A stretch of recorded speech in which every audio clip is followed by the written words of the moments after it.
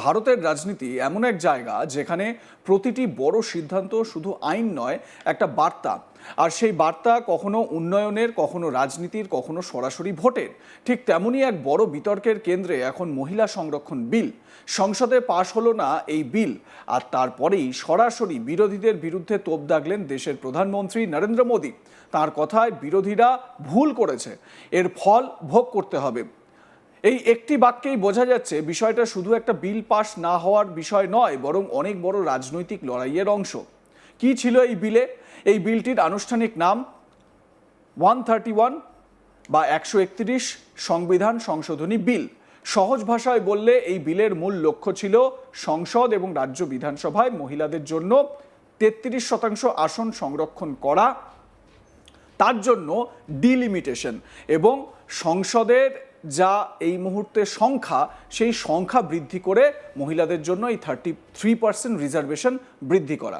মানে যদি 100টি আসন থাকে তাহলে অন্তত 33টি আসনে মহিলাদের জন্য সংরক্ষণ থাকবে। শুনতে খুব সহজ এবং ভালো লাগার মতন, কিন্তু রাজনীতিতে কোনো বিষয়ই এত সরল নয়। সংসদে কোনো সাংবিধানিক সংশোধনী পাশ করাতে গেলে দরকার হয় 2/3 সংখ্যাগরিষ্ঠতা। এখানে সেই সংখ্যাটা আসেনি। 298 জন সাংসদ সমর্থন করেছেন, মানে এই বিলের পক্ষে তারা ভোট দিয়েছেন। 230 জন বিপক্ষে ভোট দিয়েছেন বা বিরোধিতা করেছেন। আপনাদের বলে রাখি, এই বিল পাশের ক্ষেত্রে বিরোধীরা তারা একজোট হয়ে এর বিরোধিতা করেছিলেন, মানে বিপক্ষে ভোট দিয়েছিলেন, যেই কারণে এই বিল পাশ করানো সম্ভব হলো না মোদী সরকারের জন্য। স্বাভাবিকভাবে বিল আটকে গেল। এখানেই শুরু হলো আসল বিতর্ক। মোদীর অভিযোগ মহিলাদের সঙ্গে বিশ্বাসঘাতকতা হয়েছে। ক্যাবিনেট বৈঠকে নরেন্দ্র মোদী নাকি সরাসরি বলেছেন বিরোধীরা দেশের মহিলাদের সঙ্গে অন্যায় করেছে।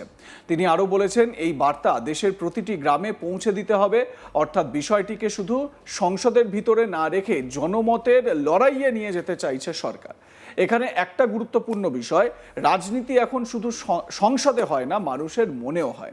অন্যদিকে বিরোধীরা বলছে তারা মহিলা সংরক্ষণের বিরুদ্ধে নয়, বরং তারা চেয়েছিল এই বিল অন্যভাবে আনা হোক। সবচেয়ে বড় আপত্তি ছিল ডিলিমিটেশন বা আসন পুনর্বিন্যাস নিয়ে। বিরোধীদের দাবি 2011 সালের জনগণনার ভিত্তিতে যদি নতুন সীমানা নির্ধারণ করা হয় তাহলে দক্ষিণ ভারতের রাজ্যগুলির প্রতিনিধিত্ব কমে যেতে পারে। এই বিষয়টি খুবই সংবেদনশীল, কারণ এটি সরাসরি রাজনৈতিক শক্তির ভারসাম্যের সঙ্গে যুক্ত। দক্ষিণ ভারতের রাজ্যগুলি দীর্ঘদিন ধরে জনসংখ্যা নিয়ন্ত্রণে সফল, ফলে তাদের জনসংখ্যা তুলনামূলকভাবে কম হারে বেড়েছে। অন্যদিকে উত্তর ভারতের কিছু রাজ্যে জনসংখ্যা দ্রুত বেড়েছে। যদি নতুন করে আসন ভাগ হয় তাহলে বেশি জনসংখ্যার রাজ্য বেশি আসন পাবে, এটাই স্বাভাবিক। ফলে দক্ষিণের রাজ্যগুলি আশঙ্কা করছে তাদের রাজনৈতিক গুরুত্ব কমে যেতে পারে। এই কারণেই বিরোধীরা বিষয়টিকে শুধু মহিলা সংরক্ষণ হিসেবে দেখেনি, বরং একটি বৃহত্তর রাজনৈতিক পুনর্বিন্যাস হিসেবে দেখেছে।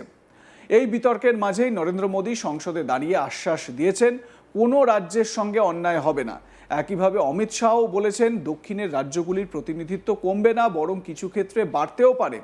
কিন্তু রাজনীতিতে শুধু আশ্বাস সবসময় যথেষ্ট হয় না। বিরোধীরা বলছে লিখিত নিশ্চয়তা দরকার। প্রধানমন্ত্রী নরেন্দ্র মোদী তিনি এ বিষয়ে কি বলেছেন শুনুন তার মুখেই। जो आज विरोध करेंगे उसको लंबे समय तक कीमत चुकानी पड़ेगी, लंबे समय तक कीमत चुकानी पड़ेगी। और इसलिए राजनीतिक समझदारी भी इसी में है कि हम ग्रासरूट लेवल पर महिलाओं की जो पॉलिटिकल लीडरशिप खड़ी हुई है उसको आपने अब कंसीडर करना पड़ेगा।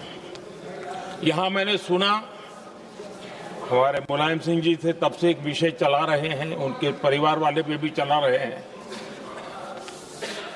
आप देश की बहनों पर भरोसा करो ना, उनकी समझदारी पर भरोसा करो। एक बार 33% बहनों को यहां आने दो, आकर के उनको निर्णय करने दो, किसको देना है किसको नहीं देना है, इस वर्ग को देना उस वर्ग को देना, करेंगे वो निर्णय। हम उनके सामर्थ्य पर आशंका क्यों करते भाई? एक बार आने तो दो, उनको आने तो दो। मैं आज बड़ी जिम्मेवारी के साथ इस सदन में इस पवित्र जगह से कहना चाहता हूं, चाहे दक्षिण हो, उत्तर हो, पूर्व हो, पश्चिम हो, छोटे राज्य हो, बड़े राज्य हो, मैं आज एक जिम्मेवारी से कहना चाहता हूं कि निर्णय प्रक्रिया किसी के साथ भी भेदभाव नहीं करेगी। ये निर्णय प्रक्रिया किसी के साथ अन्याय नहीं करेगी।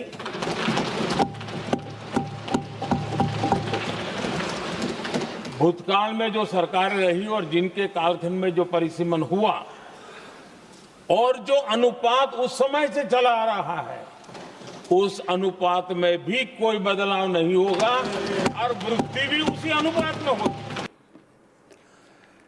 এই বিতর্কে লোকসভার বিরোধী দলনেতা রাহুল গান্ধী সরাসরি অভিযোগ করেছেন সরকার মহিলা সংরক্ষণের আড়ালে নিজের রাজনৈতিক সুবিধা নিতে চাইছে। তার মতে এটি একটি স্মোক স্ক্রিন, অর্থাৎ আসল উদ্দেশ্য ঢাকতে একটি অন্য বিষয় সামনে আনা হয়েছে। অন্যদিকে কংগ্রেস সাংসদ প্রিয়াঙ্কা গান্ধী বলেছেন এই বিল পাস না হওয়া আসলে বিরোধীদের ঐক্যের জয়।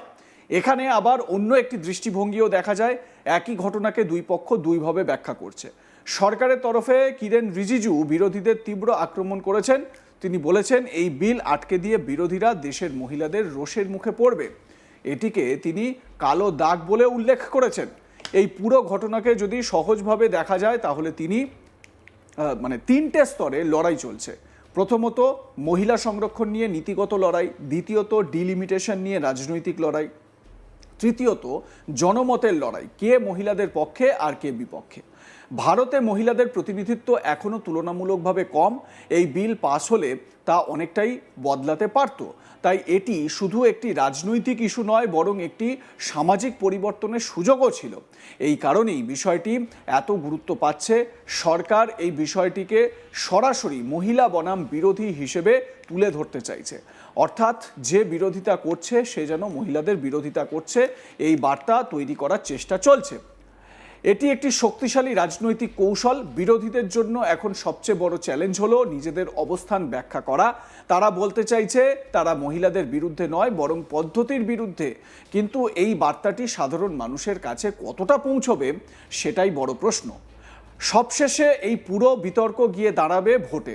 মানুষ কি ভাবছে, কে কাকে বিশ্বাস করছে, কে কাকে দায়ী করছে, এই প্রশ্নগুলোর উত্তরই নির্ধারণ করবে রাজনৈতিক ভবিষ্যৎ।